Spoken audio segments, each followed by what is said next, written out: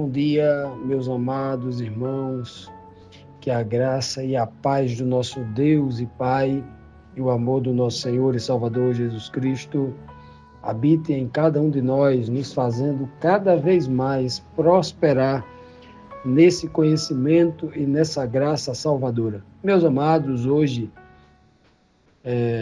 quarta-feira, vamos dar aqui prosseguimento à nossa lição bíblica diária, lição aqui do livro de Isaías, lição número 16, sempre vigiando, né? É o tema desta semana.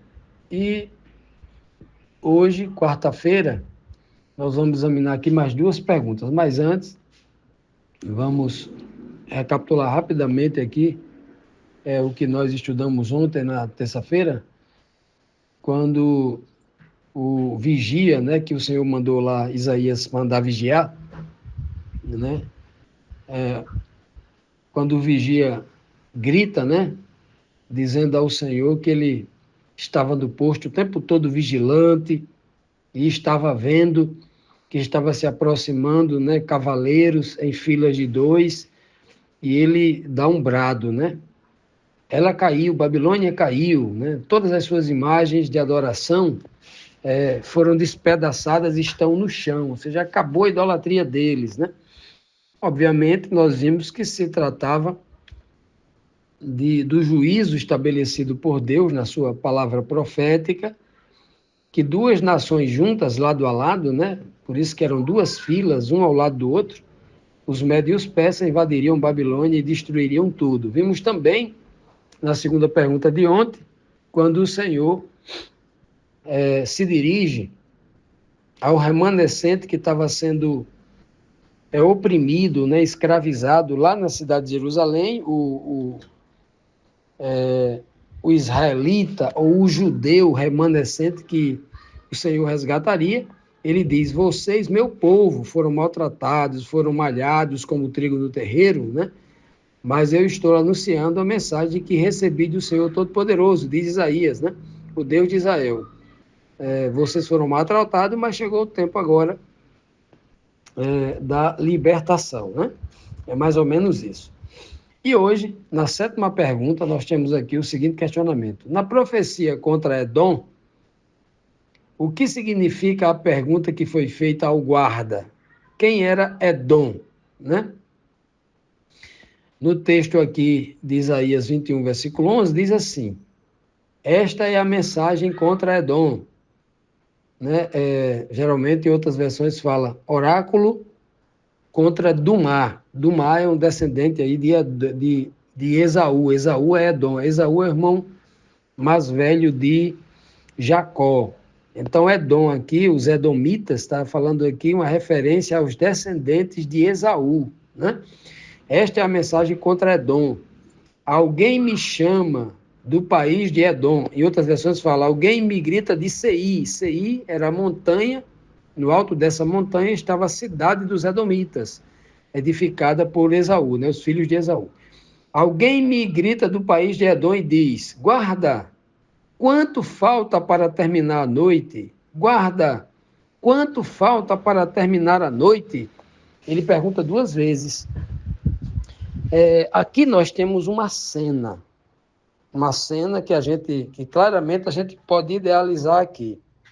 Antigamente, as cidades eram guardadas, né, por este guarda que ficava lá em cima, muros de pedra muito altos, como era o caso de Jerusalém, né, e outras cidades, como Babilônia, por exemplo, tinham Jericó e todas as outras cidades, assim, tinham muros altos, e lá em cima do muro, como uma coluna desse muro, existia uma torre, dali o guarda ficava observando. E aqui está dizendo que alguém que vinha da cidade de Seir para aquela cidade, da cidade de Edom, ele chegou ali e começou a perguntar ao guarda, ao sentinela, ao atalaia, aquele que vigia, aquele que tem visão. Agora, já imaginou? Vamos imaginar a cena aqui. Alguém que trabalha vendendo seda, tecido. Aí ele saiu da cidade de Seir e foi lá para Jerusalém. Chegou lá em Jerusalém, o sol estava se pondo, e os portões da cidade já tinham sido fechados, porque não se deixa portão de cidade aberto à noite. Então, antes do pôr do sol, os portões eram fechados e travados, né? Com ferro, com bronze, com grandes toras de madeira, para que aquele portão não pudesse ser aberto, porque uma nação poderia invadir e destruir tudo. Imagine que essa figura que vem de CI, que está falando com o guarda, tenha chegado no pôr do sol, o portão já estava fechado. Ele vai passar, vai dormir ali fora, ao pé do muro, né? Debaixo da visão do guarda, para ter uma certa segurança, né? Ali próximo ao portão de entrada da cidade. Então, imagine que ele está carregado com camelos, com jumentos, né? Com a sua... Está ali carregando ali, quem sabe, azeite, outros, qualquer coisa, um comerciante comum. E ele vai ficar perguntando a esse guarda, será que a noite já está acabando? Eu estou doido para entrar na cidade. Eu estou querendo entrar na cidade e essa noite não acaba mais, não. É como ele... Isso aqui é o que ele está perguntando. Guarda, quanto tempo falta? Já está perto de nascer o dia, porque eu estou aqui exposto aqui fora, eu quero entrar na cidade. Meus amados, esta é a cena que está sendo dita aqui. Então, já imaginou alguém com material precioso que não pôde entrar na cidade e fica o tempo todo gritando lá de fora, perguntando quanto tempo falta? Essa é uma mensagem poderosíssima para os dias atuais. Muita gente que não tem fé, que não está guardado em Cristo, na Jerusalém espiritual, ou seja, no âmbito da fé, no âmbito espiritual, aonde reside aí o Espírito de Deus, o Santo Evangelho, a verdade da Palavra de Deus, o ambiente de obediência, a sombra da graça sobre aquela pessoa. As pessoas que não vivem nisso, elas estão angustiadas. Será que o fim do mundo vai acabar? Tem gente que vive na internet direto com medo. Qualquer notícia, o fim do mundo vai acabar. O fim do mundo vai chegar. O mundo vai se acabar a qualquer momento. Há quanto tempo nós estamos à escuridão da noite? Ou seja, falta quanto tempo para Jesus voltar? Tem muita gente vivendo a angústia desse edomita, desse que não participa do povo da promessa, deste que é aquele que sempre conheceu o povo da promessa, são seus irmãos, os filhos de Jacó, mas ele sempre rejeitou a verdade. Filho de Isaac, né? Mas ele continua vivendo à margem da verdade. Ele tem contato, conhece as coisas, conhece a religião, mas não quer contato com a verdade. Por isso que ele não consegue enxergar. Ele não tem a visão do vigia. Ele não consegue entender. Ele depende dos outros. Ele fica perguntando, porque não tem o devido conhecimento. Que triste, né? Muitos cristãos, muitos religiosos, né, vivem nessa condição. Continuando, meus amados, vamos para a próxima pergunta aqui, a oitava, que diz assim, qual foi a resposta do guarda? O que significa a noite irá retornar?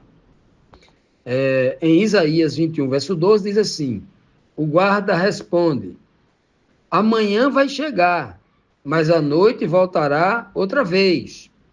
Se quiser perguntar de novo, volte e pergunte. Em outras versões, essa versão aqui ela não está tão precisa, mas em outra versão diz assim, o guarda responde, né? Ele perguntou, a que hora estamos da noite? Aí o guarda responde assim, ó, estou vendo que está nascendo amanhã, que amanhã vem nascendo, e com amanhã também vem nascendo a noite, ou seja, a noite vem nascendo novamente. Se você quer continuar perguntando, pode continuar perguntando, mas eu vou dizer a mesma coisa. Eu estou vendo que está nascendo o dia e a noite. Já imaginou você olhar para o horizonte? A visão privilegiada que tinha o guarda, que estava num local muito mais alto, né? E ele diz assim, você olhar para o horizonte e ver metade, ali você divide a sua visão do horizonte ao meio. Metade para a esquerda é escuridão, metade para a direita é dia. Já imaginou que cena? Claro que isso não vai acontecer. Claro que essa visão aqui é tipológica, claro que não existe. Você olhar para o horizonte, metade do planeta Terra está escura, outra metade é dia, é claro, não tem como. Isso jamais poderia acontecer. Jamais, né? Claro que não existe isso. Aqui, essa visão, ele está dizendo exatamente o juízo que viria sobre este povo. O povo de Seir é quem está perguntando ele. Ele, o vigia, o atalaia, ele representa o povo de Deus, que tem visão, que tem o discernimento da palavra, que conhece a profecia, que sabe o que vai acontecer, porque tem intimidade com o conhecimento da palavra de Deus. O outro que está lá embaixo é cego. Ele não tem conhecimento. Ele não quis buscar o conhecimento. Né? Ele só está preocupando com as mercadorias do mundo. E aí ele depende dos outros. E aí o outro diz assim, olha, eu estou vendo que está acontecendo as duas coisas ao mesmo tempo. O que ele estava querendo dizer? O Senhor está querendo transmitir o seguinte, o que já vem sendo repetido em outras palavras, com outras palavras, não só aqui no livro de Isaías, né? Mas o Senhor falou isso diversas vezes. No mesmo momento em que o povo judeu seria liberado lá do cativeiro babilônico para retornar, né? Para retornar à cidade de Jerusalém, né? Nesse mesmo momento, a montanha de Seir estava sendo invadida e as pessoas estariam sendo mortas lá. Então, para uns era o dia, o nascer do dia significa, a luz do dia significa vida, o nascimento para uma nova vida, um dia de realização, de produção, um dia de ganhar comida, de ganhar dinheiro para comprar comida, um dia para viver. A noite não, a noite é é o momento em que a gente deita, simboliza a morte.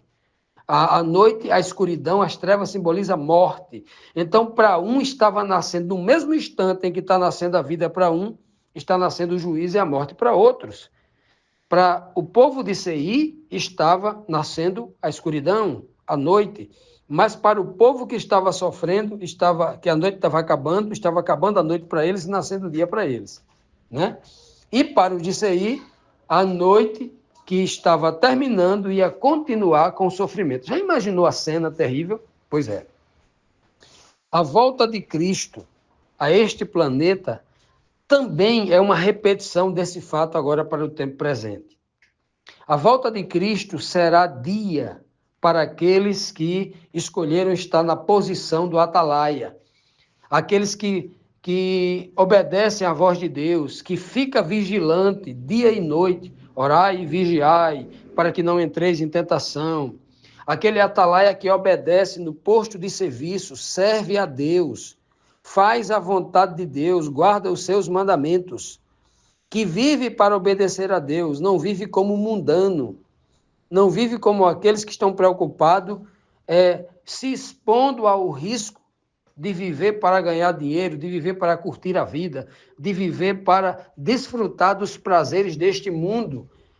E com isso, não que os prazeres deste mundo, todo ele seja pecado, não, claro, né? Tem muita coisa que a vida do cristão não é uma vida monótona, né?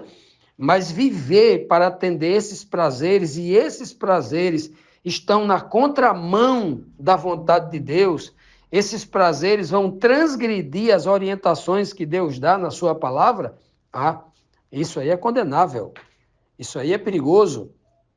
Então, para estes que escolheram isso, na volta de Cristo, para eles será noite, será dia de morte, de sofrimento, né? Olha que coisa terrível. Mas para aqueles que escolheram servir, obedecer a Deus em todos os aspectos, para eles será dia. Será o nascimento de um novo dia. Nós encontramos na palavra de Deus inúmeras tipologias falando disto. A Bíblia diz que o coração dos justos é como a luz da aurora, ou seja, da alvorada, aurora, alvorada, o nascer do sol pela manhã. Olha só. É certo que a noite, que o choro pode durar a noite inteira. Choro, sofrimento é para a noite, mas a alegria vem de manhã. Muitas tipologias apontam como o raiar do dia, como o despertar de uma nova vida, a vida eterna, o momento em que as pessoas serão salvas para a vida eterna. Então, essa é a grande mensagem que está sendo transmitida aqui.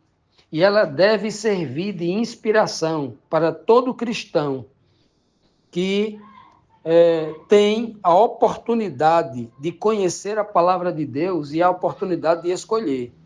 Está lá embaixo, exposto ao risco na escuridão da noite, ou ser uma atalaia vigilante, o primeiro a enxergar o dia nascendo para ele.